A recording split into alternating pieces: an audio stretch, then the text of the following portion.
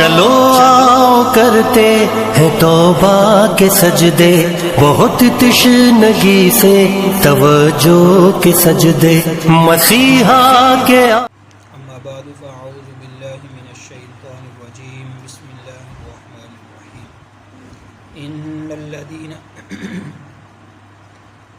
الذین جاءوا بالعفک عصبۃ منکم لا تحسبوه شرا لکم بل هو خیر لکم لکل امرئ منهم ما اکتسب من الاثم والذی تولى کبرہ منهم له عذاب عظیم لولا اذ سمعتموه ظن المؤمنون والمؤمنات بانفسهم خيرا وقالوا هذا افك مبين لولا جاءوا عليه باربعه شهداء فاذ لم ياتوا بالشهداء فاولئك عند الله هم الكاذبون۔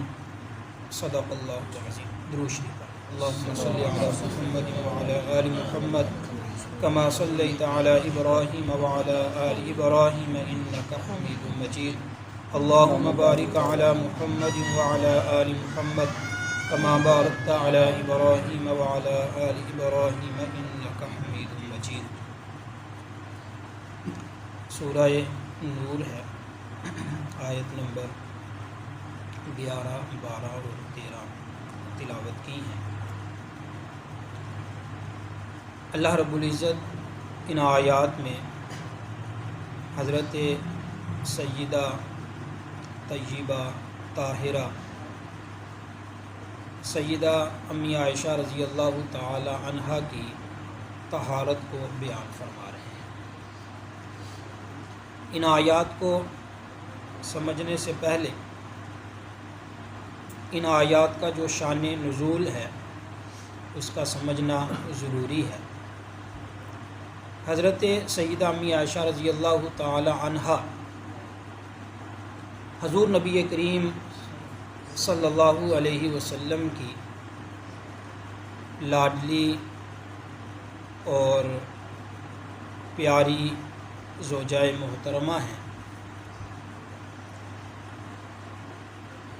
آپ رضی اللہ تعالی عنہ کی بہت سی خصوصیات ہیں، ان میں سے ایک یہ کہ حضرت عمر بن عاص رضی اللہ عنہ نے جب حضور نبی کریم صلی اللہ علیہ وسلم سے پوچھا کہ ای الناس احب الیک، لوگوں میں سب سے زیادہ محبوب آپ کا کون ہے، تو آپ نے فرمایا عائشہ، سب سے زیادہ محبوب۔ اور آپ صلی اللہ علیہ وسلم نے یہ بھی فرمایا کہ جیسے سرید کو تمام خانوں کے اوپر فضیلت ہے، ایسے عائشہ کو تمام عورتوں پر فضیلت ہے۔ ایک موقع پر کوئی بات ہوئی تو آپ صلی اللہ علیہ وسلم نے اپنی ازواج سے فرمایا ان کے بارے میں کوئی ایسی بات نہ کرو، کیونکہ تم سب میں سے ایک عائشہ ہی ہے کہ جس کے لحاف کے اندر بھی مجھ پر قرآن اترتا ہے۔ حضرت عائشہ رضی اللہ تعالی عنہ کے بارے میں آپ صلی اللہ علیہ وسلم کو زیادہ لگاؤ تھا۔ آپ صلی اللہ علیہ وسلم ازواج مطہرات میں برابری کا خیال رکھتے تھے کہ سب سے برابری کا تعلق ہو۔ تو ایک موقع پر آپ صلی اللہ علیہ وسلم نے فرمایا کہ اے اللہ، جو میرے اختیار میں ہے برابری کرنا وہ تو میں کرتا ہوں، لیکن عائشہ سے جو میری قلبی محبت زیادہ ہے وہ میرے اختیار میں نہیں، اے اللہ اس کو تو معاف فرما دے۔ تو یہ معاملہ تھا حضرت عائشہ رضی اللہ تعالی عنہ ام المومنین ہے۔ قرآن پاک میں فرمایا النبی اولی بالمؤمنین من انفسہم وازواجہ امہاتہم، کہ نبی پاک صلی اللہ علیہ وسلم کی ازواج مومنین کی مائیں ہیں۔ تو حضرت امی عائشہ رضی اللہ تعالی عنہ ہر اہل ایمان میں سے ہر فرد کی ماں لگتی، اور ماں کا ادب اور لحاظ اور اس سے محبت اور عقیدت ہونا یہ ہر سعادت مند بیٹا اپنے لیے ضروری سمجھتا ہے کہ میری ماں ہے، اور ماں کا لفظ ہی اپنے اندر پاکیزگی اور محبت اور عظمت کو لیے ہوئے۔ جب ماں کی بات آ جائے تو پھر بیٹا جو ہے وہ آنکھیں جھکا لیتا ہے اور ادب کے ساتھ بچ جاتا ہے کہ یہ میری ماں ہے۔ تو حضرت امی عائشہ رضی اللہ تعالی عنہا جو ہیں وہ اہل ایمان کی ماں لگتی ہیں۔ اگر کوئی ان پر انگلی اٹھاتا ہے اور کوئی ان کو اپنی ماں نہیں سمجھتا تو پھر وہ خود ہی سوچے کہ وہ تو مومنین کی ماں ہے۔ اگر کوئی ان کو ماں نہیں سمجھتا تو پھر وہ کیا ہوگا؟ وہ تو مومنین کی ماں ہے۔ تو اس وجہ سے حضرت امی عائشہ رضی اللہ تعالیٰ عنہ کی پاکیزگی بہت زیادہ ہے۔ ان آیات میں اللہ نے اس کو بیان فرمایا۔ واقعہ یہ ہوا کہ سن 5 ہجری میں شعبان کا مہینہ تھا، اور اتفاق ہے کہ اب یہ ہم بات کر رہے ہیں تو یہ بھی شعبان کا ہی مہینہ ہے۔ تو شعبان کے مہینے میں حضور نبی پاک صلی اللہ علیہ وسلم کو اطلاع پہنچی کہ قبیلہ بنو مستلق والے کچھ جنگ کی تیاری کر رہے ہیں مسلمانوں کے خلاف۔ تو آپ نے تحقیق حال کے لیے حضرت بریدہ رضی اللہ تعالی عنہ کو بھیجا۔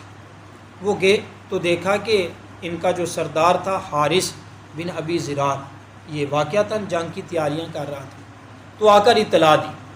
آپ صلی اللہ علیہ وسلم نے کوچ کا حکم دیا، تیاری کرو گے۔ 3000 کا لشکر تیار ہوا اور آپ صلی اللہ علیہ وسلم لشکر کو لے کر روانہ ہوئے۔ آپ صلی اللہ علیہ وسلم کی عادت مبارکہ یہ تھی کہ جب جانے لگتے تو ازواج مطہرات میں سے کسی ایک کو اپنے ساتھ لے لیتے، اور اس کی ترتیب یہ ہوتی تھی، اگرچہ حضور کو اختیار تھا کہ جسے چاہیں ساتھ لے جائیں، لیکن آپ صلی اللہ علیہ وسلم اس لیے کہ کسی کے دل میں بات نہ آ جائے تو قرعہ ڈالتے۔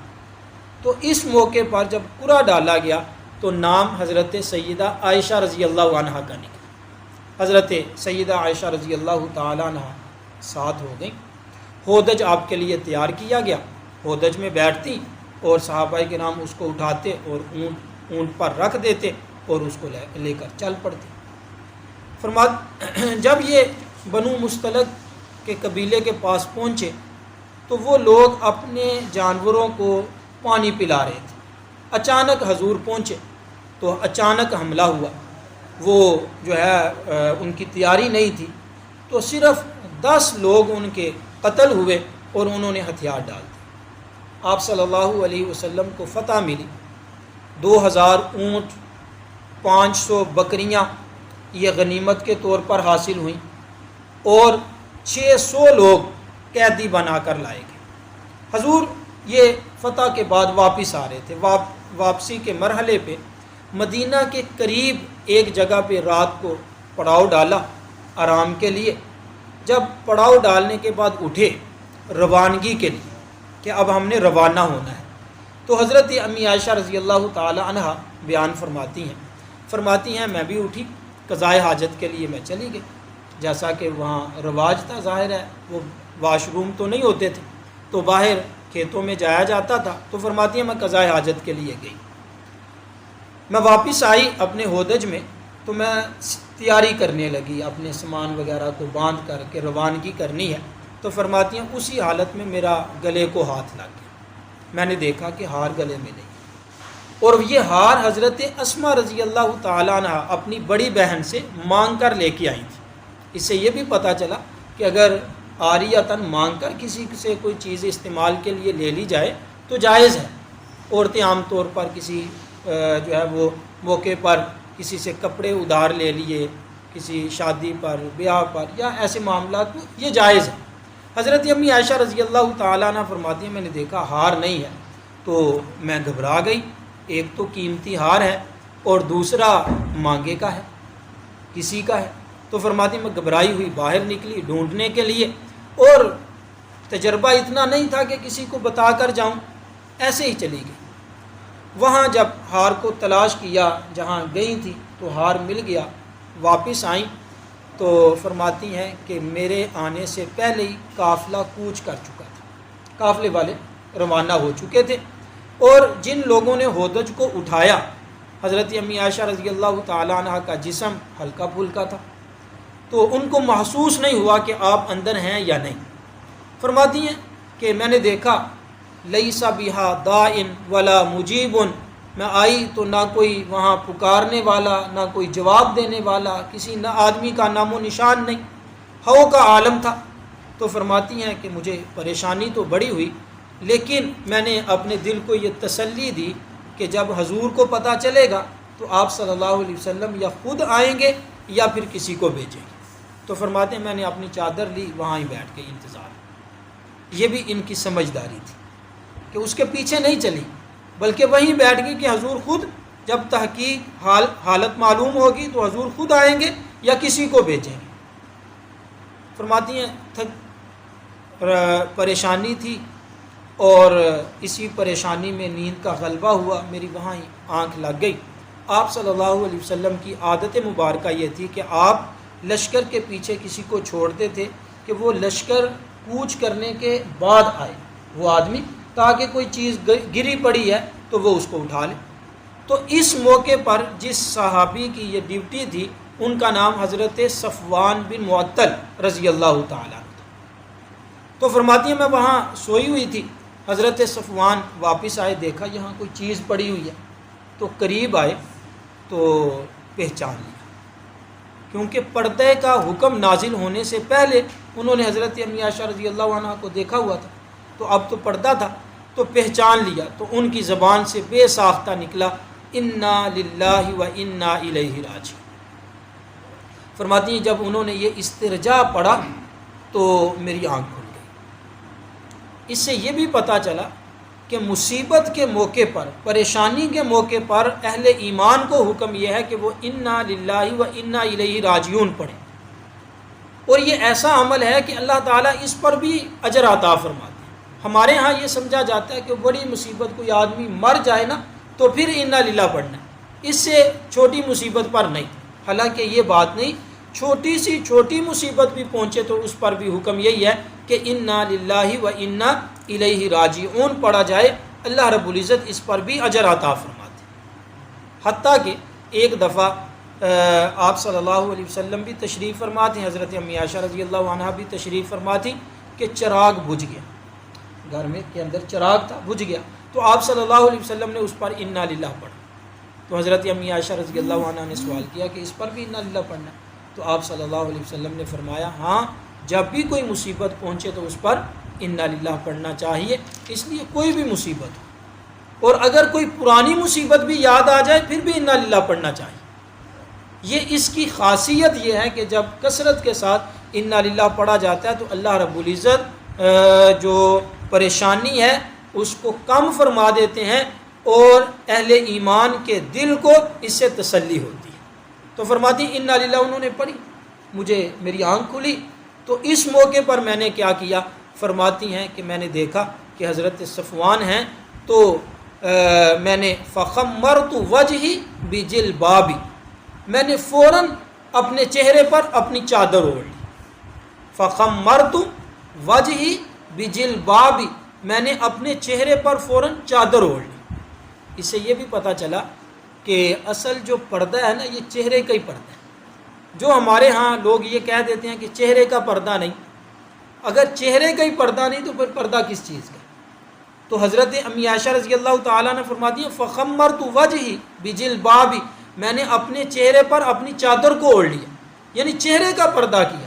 اس سے معلوم ہوا اصل پردہ چہرے کا ہے، یہ نہیں ہے کہ بھئی چہرہ تو کھلا چھوڑ دیا تو پھر کس چیز کا پردہ ہے، پھر تو باقی جسم تو وہ تو کافر بھی ڈھانپ لیتے ہیں۔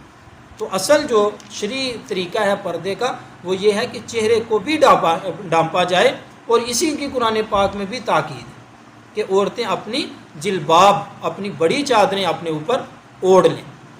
تو بہرحال فرماتی ہیں حضرت صفوان رضی اللہ عنہ نے کوئی بات نہیں کی، بس اتنا کہا، اپنا اونٹ بٹھا دیا، میں اس پر سوار ہو گئی، انہوں نے آگے آگے نکیل پکڑی اور چل پڑی۔ صبح کا وقت، دوپہر سے کچھ پہلے ہم قافلے کے پاس پہنچ گئے، دوپہر کا وقت تھا اور لوگ آرام کرنے کی تیاری کر رہے تھے۔ تو لوگوں نے دیکھا تو منافقین نے اس پر شور ڈال دی، ایک طوفان نے بدتمیزی کھڑا کر دی کہ یہ اکیلی آئی ہیں ایک صحابی کے ساتھ، تو یہ بچی نہیں ہوں گی۔ تو اس طرح کی باتیں جو ہیں آپ صلی اللہ علیہ وسلم کے حرم کے بارے میں، آپ صلی اللہ علیہ وسلم کی زوجہ محترمہ کے بارے میں منافقین نے ایسی باتیں جو ہیں وہ پھیلانا شروع کر دیں۔ حضرت امی عائشہ رضی اللہ عنہ فرماتی مجھے کوئی پتہ نہیں، میں مدینہ میں آئی، بیمار ہو گئی، بخار ہو گیا، اور اسی بیماری میں گھر میں رہتی، باہر کیا ہو رہا ہے، لوگ کیا باتیں کر رہے ہیں، کوئی پتہ نہیں۔ فرماتی ہیں 1 مہینہ تقریباً اسی طرح گزر گیا۔ جب بیماری سے کچھ افاقہ ہوا تو فرماتی ہیں میں قضاء حاجت کے لیے جا رہی تھی، اور میرے ساتھ حضرت سلمہ رضی اللہ تعالی عنہا بھی تھی، ان کو اپنے ساتھ لے لیا۔ تو حضرت سلمہ رضی اللہ تعالی عنہ کا پاؤں جو چلتے ہوئے پاؤں کسی چیز کی ٹھوکر کے ساتھ پھسلا، وہ گرنے لگیں تو ان کی زبان سے نکلا تعیسہ مستہ، مستہ جو ہے ہلاک ہو جائے، مستہ ان کے بیٹے کا نام تھا۔ تو حضرت امی عائشہ رضی اللہ عنہ فرماتی ہیں کہ میں نے کہا کہ آپ مستہ کو برا کہہ رہی ہیں، حالانکہ وہ تو بدری صحابی ہیں، بدری صحابی ہیں۔ تو انہوں نے کہا کہ تجھے نہیں پتہ کیا ہوا ہے، وہ کیا باتیں کرتا ہے؟ میں نے کہا مجھے تو نہیں پتہ۔ تو انہوں نے پھر یہ واقعہ بیان کیا کہ تیرے بارے میں لوگ ایسی ایسی باتیں کر رہے ہیں۔ تو فرماتی ہیں کہ یہ سننا تھا کہ میرے پاؤں تلے سے گویا کہ زمین نکل گئی۔ اب میں نے جو حاجت کے لیے آئی تھی وہ بھی مجھے یاد نہیں رہی، الٹے پاؤں میں گھر واپس آئی۔ آپ صلی اللہ علیہ وسلم گھر میں تشریف لائے تو آپ صلی اللہ علیہ وسلم ان دنوں میں کچھ روکھے رہتے تھے، کچھ زیادہ بات چیت نہیں کرتے تھے، تو میں سمجھتی تھی میں بیمار ہوں، تو اس لیے آپ صلی اللہ علیہ وسلم جو ہے وہ زیادہ بات چیت نہیں کرتے۔ لیکن مجھے تو اب پتہ چلا کہ اصل معاملہ کیا ہے۔ تو حضور آئے تو میں نے اجازت مانگی کہ حضور میں اپنے گھر جانا چاہتی ہوں۔ تو حضور نے فرمایا ٹھیک ہے۔ فرماتی ہیں یہ پہلا موقع تھا کہ جب حضور نے مجھے فوراً اجازت دے دی، وگرنہ اس سے پہلے جب میں اجازت مانگتی تو آپ صلی اللہ علیہ وسلم کچھ نہ کچھ ٹال مٹول کرتے، کل چلے جانا، پرسوں چلے جانا، پھر کسی۔ لیکن اس وقت حضور نے فرمایا ٹھیک ہے۔ میں اجازت لے کر اپنے گھر پہنچی۔ فرماتی ہیں گھر میں والدہ، اپنی والدہ ام رومان کے پاس آئی، والدہ سے پوچھا، ادھر والدہ کا بھی رو رو کر برا حال ہے۔ جب پوچھا تو والدہ نے مجھے تسلی دی اور کہا کہ بیٹی بات یہ ہے کہ جب کوئی اپنے شوہر کو محبوب بیوی ہو اور اس کی سونکنے بھی ہوں تو لوگ پھر اس کے بارے میں ایسی باتیں کر ہی دیتے ہیں، تو زیادہ پریشان نہ ہو۔ فرماتی میں اپنے والدہ کے گلے لگی اور خوب روئی۔ میرے رونے کی آواز سن کر والد صاحب حضرت ابو بکر رضی اللہ عنہ چھت پر تھے، وہ نیچے تشریف لائے۔ انہوں نے پوچھا کہ اس کو کیا ہوا ہے؟ تو والدہ نے بتایا کہ اس کو آج پتہ چلا ہے کہ اصل معاملہ کیا ہے۔ تو فرماتی ہیں کہ والد صاحب نے بھی تسلی دی، لیکن معاملہ ایسا تھا کہ میں بھی رو رہی ہوں، والدہ بھی رو رہی ہیں اور والد بھی رو رہے ہیں۔ اب اندازہ لگائیے کہ حضرت ابو بکر رضی اللہ تعالیٰ عنہ وہ صحابی رسول جن کی عظمتیں اور جن کی دین کے لیے خدمتیں جو ہیں وہ انتہائی زیادہ ہیں، ان کی بیٹی یہ حضور صلی اللہ علیہ وسلم کا حرم ہے، آپ صلی اللہ علیہ وسلم کی عزت اور ناموس ہے، مومنین کی ماں ہے، اور اس پر یہ تہمت لگی ہے، تو یہ کیسا انداز ہے اور کیا حالت ہوگی اس وقت۔ تو فرماتی ہیں یہ صورتحال کا پتہ کر کے میں واپس آئی، پھر دوبارہ اجازت لے کر اپنے گھر میں آ گئی۔ 3 دن اسی حالت میں میرے گزرے کہ نہ مجھے دن کو چین آتا ہے، نہ رات کو، پوری رات نیند نہیں آتی، اور رو رو کر یہ حالت ہو گئی کہ والد صاحب تسلی دیتے تھے کہ اگر تو اسی طرح روتی رہی تو ایسا نہ ہو کہ تیرا کلیجہ پھٹ جائے۔ فرماتی اتنی تکلیف اور اذیت تھی کہ میرا دل چاہتا تھا کہ میں کسی کنویں میں چھلانگ لگا دوں اور جو ہے وہ اپنی جان کھو دوں، اتنی اذیت اور اتنی تکلیف تھی۔ 3 دن اسی حالت میں روتے ہوئے گزرے۔ حضور صلی اللہ علیہ وسلم نے صحابہ کو جمع کیا، مشورہ کیا، صحابہ سے تحقیق کی۔ حضور صلی اللہ علیہ وسلم سمجھتے تو تھے کہ معاملہ کیا ہے، لیکن منافقین کا منہ بند کروانے کے لیے حضور صحابہ سے مشورہ کر رہے تھے کہ بھئی اس میں مجھے مشورہ دو کہ کیا کرنا چاہے۔ حضرت علی رضی اللہ تعالیٰ عنہ سے پوچھا تو حضرت علی رضی اللہ عنہ نے عرض کیا کہ حضور آپ کو بیویوں کی کیا کمی ہے؟ اگر آپ کچھ سمجھتے ہیں تو آپ اور شادیاں کر لیں، آپ کے لیے کوئی کمی نہیں ہے۔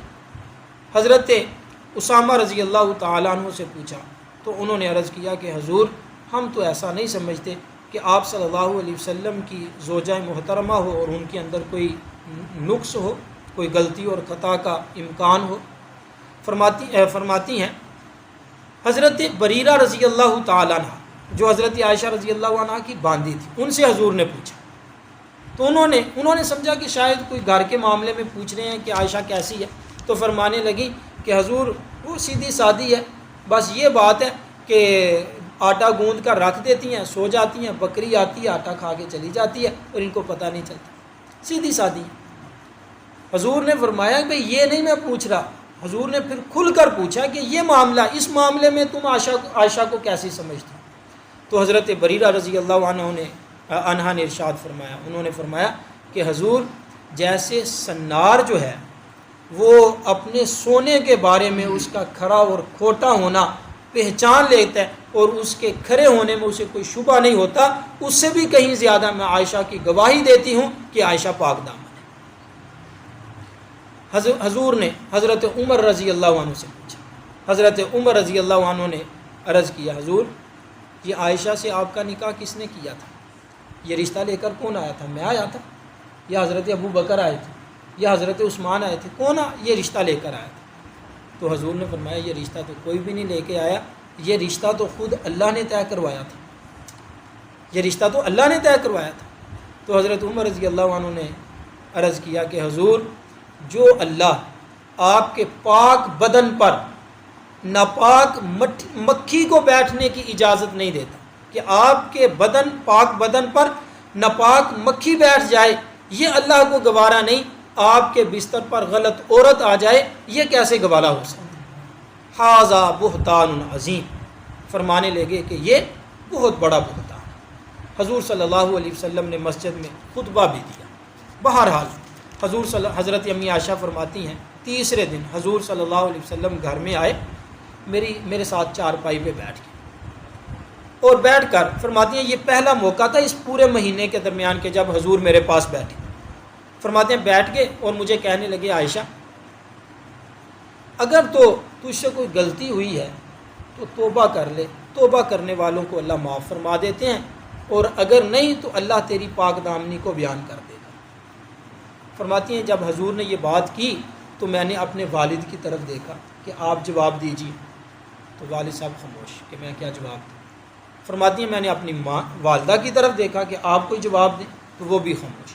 فرماتی ہیں پھر مجھے بولنا پڑا، تو لڑکھڑاتی آواز کے ساتھ اور آنکھوں سے آنسو نکل رہے ہیں اور روتی ہوئی آواز میں عرض کیا کہ حضور ایک بات آپ کے دل پر جم گئی ہے، اگر میں یہ کہتی ہوں کہ مجھ سے گناہ ہوا ہے تو سارے یقین کر لیں گے، لیکن اگر میں یہ کہتی ہوں کہ یہ نہیں ہے تو پھر جو ہے وہ اس پر آپ کو یقین نہیں آئے گا۔ ایک بات جب آپ کے دل میں جم گئی ہے تو اس کے بارے میں میں کیا کہہ سکتی ہوں؟ تو میں تو وہی کہوں گی جو یوسف کے باپ نے کہا تھا کہ فصبر جمیل واللہ المستعان علی ما تصفون، کہ اس پر میں صبر ہی کر سکتی ہوں کہ جو یوسف کے باپ نے کہا تھا، ابا یوسف۔ فرماتی ہوں اس وقت مجھے جاری تھی، میرے ایک طرف والد صاحب بیٹھے، ایک طرف والدہ، اور پاس ہی حضور صلی اللہ علیہ وسلم تشریف فرما ہے کہ اسی وقت آسمان سے وحی کا نزول شروع، یہ آیات اتر رہی تھی۔ حضرت ابو بکر رضی اللہ عنہ پاس ہیں، دیکھا چہرے کی طرف دیکھتے تو تسلی ہو جاتی کہ میرے چہرے پر اطمینان تھا، تو تسلی ہوتی۔ یہ وحی اتری تو حضور صلی اللہ علیہ وسلم نے اپنا وضحا والا چہرہ اٹھایا، اب چہرہ روشن ہے اور خوشی کے ساتھ چمک اور دمک رہا ہے، اور ایسا چمک رہا ہے کہ جیسے 14ویں رات کا چاند ہوتا ہے۔ تو حضور نے مسکراتے چہرے کے ساتھ فرمایا ابشری یا عائشہ، اے عائشہ تجھے بشارت ہو کہ اللہ نے تیری طہارت کو بیان فرما دی، تیری پاک دامنی اللہ نے بیان فرما دی۔ تو فرماتی ہیں کہ میری خوشی کا کیا ٹھکانہ تھا کہ میں یہ تو سمجھتی تھی کہ اللہ میری برات کو بیان تو فرما دیں گے، لیکن میں نے یہ تصور بھی نہیں کیا تھا۔ میں سمجھتی تھی کہ حضور سوئے ہوں گے، خواب میں بیان کر دیا جائے گا یا اشارہ کنایہ ہو جائے گا۔ میں نے تو کبھی تصور بھی نہیں کیا تھا کہ اللہ رب العزت میری پاک دامنی پر قرآن اتار دیں۔ اللہ رب العزت نے 16 آیات 2 رکوع حضرت سیدہ امی عائشہ رضی اللہ عنہا کی پاک دامنی اور آپ کی صفائی میں بیان کی۔ اس سے پتہ چلتا ہے حضرت سیدہ امی عائشہ رضی اللہ عنہا کے مقام کا، کہ حضرت مریم سلام اللہ علیہا پر بھی تہمت لگی تھی، ان پر بھی تہمت لگی، لیکن جب ان پر تہمت لگی تو گواہی ایک بچے نے دی۔ حضرت عیسیٰ علیہ السلام نے بچپن میں قال انی عبد اللہ، بچے نے گواہی دی، لیکن قربان جائیے حضرت سیدہ عائشہ رضی اللہ عنہا کی طہارت اور پاکیزگی اور ان کی عظمت اور بزرگی پر، کہ جب ان پر تہمت لگی ہے تو اب اللہ نے کسی بچے سے، کسی اور سے نہیں، بلکہ خود اللہ رب العزت خود گواہی دے کے حضرت عائشہ رضی اللہ عنہا کی طہارت اور پاکیزگی کو بیان فرما رہے ہیں۔ تو فرماتی ہیں جی آیات میں ناز میں آ گئی، میں نے ناز میں آ کر کہا کہ نہیں، میں اس موقع پر حضور کا نہیں، میں تو اس رب ذوالجلال کا شکریہ ادا کروں گی کہ جس اللہ نے میری طہارت کو بیان فرما دیا۔ میں اٹھی، شکرانے کے نفل ادا کیے، اللہ کا شکر ادا کیا۔ اس موقع پر اللہ رب العزت نے یہ آیات حضرت سیدہ امی عائشہ رضی اللہ تعالیٰ عنہ کی طہارت میں بیان فرمایا ان الذین جاؤوا بالعفک، بے شک وہ لوگ جو تہمت لے کر آئے ہیں، عصبۃ منکم، تمہیں میں سے ایک جماعت ہے، لا تحسبوہ شرا لکم، تم اس کو اپنے لیے برا نہ سمجھو، بل ہوا خیر لکم، بلکہ یہ تمہارے لیے بہتر ہی ہے، یہ تمہارے لیے بہتر ہے۔ اس کو کیونکہ بسا اوقات انسان اپنے لیے کسی بات کو برا سمجھ رہا ہوتا ہے، نقصان دہ سمجھ رہا ہے، اور حقیقت میں وہ اچھائی ہوتی ہے۔ حضرت یوسف علیہ السلام کو کنویں میں ڈالا گیا، اور یہی کنویں میں ڈالنا بعد میں ان کے لیے بادشاہی اور سلطنت کا ذریعہ بن گیا۔ حضرت امی عائشہ پر تہمت لگی، منافقین تو چاہتے تھے بدنام کرنا، حضور صلی اللہ علیہ وسلم کی عزت اور ناموس کو خراب کرنا، لیکن اسی کو اللہ رب العزت نے عظمت اور بزرگی کا ذریعہ بنا دیا کہ آپ کی شان میں قرآن اتار دیا۔ تو فرمایا لا تحسبوہ شرا لکم، اس کو اپنے لیے برا نہ سمجھو، بل ہوا خیر لکم، بلکہ یہ تو تمہارے لیے بہتر ہے۔ لکل امرئ منہم ما اکتسب من الاسم، ہر آدمی کے لیے ان میں سے وہی ہے ما اکتسب من الاسم، جو اس نے گناہ کمایا ہے، جتنا کسی نے کیا اس کو اتنا ہی بدلہ ملے گا۔ والذی تولی کبرہ، اور وہ لوگ تولی، وہ شخص تولی کبرہ منہم، جس نے ان میں سے سب سے زیادہ حصہ لیا، لہو عذاب عظیم، اس کے لیے بہت بڑا عذاب۔ اور یہ ابی عبداللہ ابن ابی رئیس المنافقین، منافقین کا سردار اس سے مراد ہے، اس نے سب سے زیادہ حصہ لیا تھا، تو فرمایا اس کے لیے بہت بڑا عذاب ہے۔ اگلی آیات میں بھی اللہ تعالی حضرت سیدہ کی طہارت اور پاکیزگی کو بیان کر رہے ہیں، انشاءاللہ اگلے درس میں ہم پڑھیں گے۔ جو کہا اور سنا اللہ تعالی عمل کی توفیق عطا فرمائیں۔ وآخر دعوانا الحمدللہ۔